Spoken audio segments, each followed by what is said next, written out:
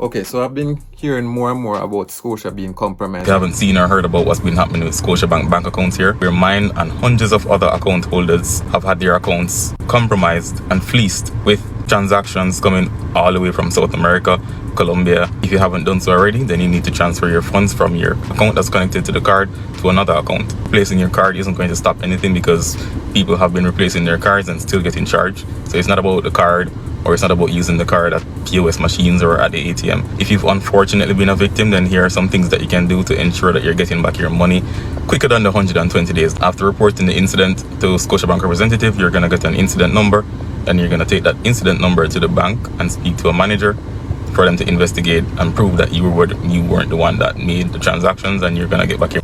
This is for the Scotiabank Jamaica customers. Just letting y'all know to be vigilant because Scotiabank is under an attack. My card was scammed this morning, and this is coming after my co-worker told me that her card was scammed earlier this week. And just last night I saw a guy on TikTok talking about this. So when I called customer service, they said that they are under a bin attack, and basically that's a type of card fraud. I googled it, where a cyber criminal attempts to use a stolen card's information to make purchases. BIN stands for bank identification number, and how it works, the fraudster uses the first 4 or 6 digits of a card BIN to identify the issuing bank and network. Then they use a computer algorithm to try every possible combination of the card's expiration date and security code, and then once they have a valid combination, they use your card and make fraudulent purchases. So these people were using my debit card and purchasing at some jewelry in a foreign. I don't use my debit card to make any purchases.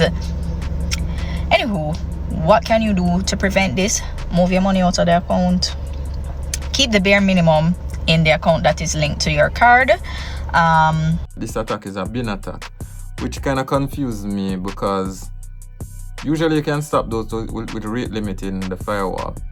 Gone in a technical jargon here, but usually bin attacks are done in an automated way where the attacker will keep hitting or trying to do transaction based on a certain coded sequence until they hit the correct one when the transaction goes through. But usually this can be stopped by systems on a bank infrastructure called the web application firewall. Secondly, most of these attacks seem to be going on outside of the country. And if I know anything about banks, usually once you do any sort of transaction out of the country, they will flag the transaction. So yeah, maybe the first one might go through, but usually you have some sort of a threshold where if the transaction is too much, it will flag it, or if the user is not known to be in that particular location. So there's many things to digest here and dissect.